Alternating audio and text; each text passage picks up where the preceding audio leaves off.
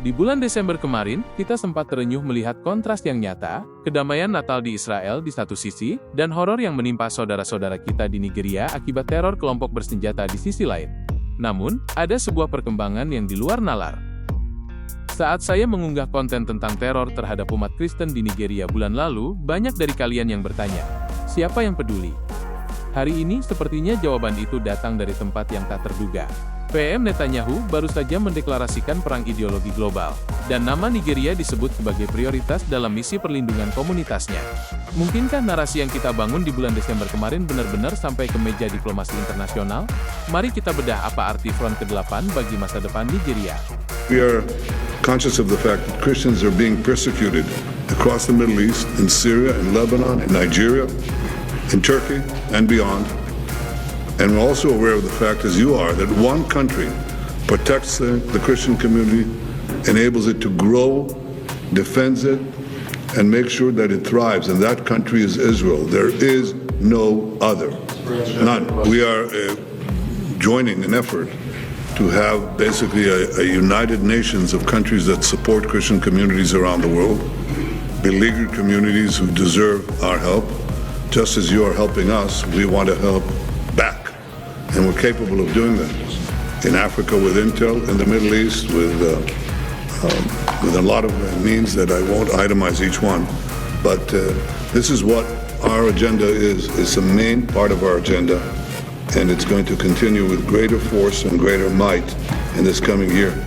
I want to use this opportunity to wish you all, well, it's kind of late for a Merry Christmas, but a belated Happy Christmas and not a belated and on time. A Happy New Year. May it be a year of prosperity, peace, and security for all of us, but especially for the Christian communities around the world. So thank you. Happy New Year to all of you, and thank you. Di tengah hiruk-pikuk geopolitik global yang kian memanas, sebuah pernyataan mengejutkan keluar dari Yerusalem di awal tahun 2026 ini. Sebuah pernyataan yang bagi banyak orang bukan sekadar kebijakan politik, melainkan sebuah fajar harapan. Perdana Menteri Israel Benjamin Netanyahu secara resmi mengumumkan pembentukan apa yang ia sebut sebagai Front ke-8. Sebuah langkah diplomasi dan keamanan yang secara spesifik menyebut satu nama, Nigeria. Apa sebenarnya yang dimaksud dengan Front ke-8? Dalam pidato emosionalnya di hadapan para pemimpin Kristen internasional, Netanyahu mengakui bahwa Israel saat ini memang sedang berjuang di 7 front fisik. Namun, ia menegaskan bahwa ada front lain yang tak kalah penting, perlindungan terhadap komunitas Kristen yang teraniaya di seluruh dunia. Israel tidak lagi hanya bertahan di perbatasan mereka. Melalui kebijakan baru ini, Israel berkomitmen untuk menjadi suara bagi mereka yang tak terdengar, dan pelindung bagi mereka yang terancam, khususnya di wilayah-wilayah konflik seperti Nigeria, Suriah, dan Lebanon. Ada 3 poin krusial yang perlu kita garis bawahi dari perkembangan terbaru ini. 1. Sinergi intelijen. Israel dikenal sebagai salah satu pemilik teknologi intelijen terbaik di dunia.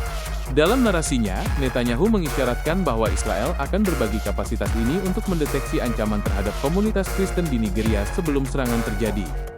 Ini adalah bentuk perlindungan proaktif, bukan sekadar reaksi. 2. Aliansi Yudeo-Kristen. Ini adalah langkah diplomatik terbesar abad ini. Israel tidak berjalan sendirian. Mereka menggalang kekuatan dengan negara-negara barat untuk membentuk sebuah aliansi perlindungan komunitas beragama. 3. Pengakuan global.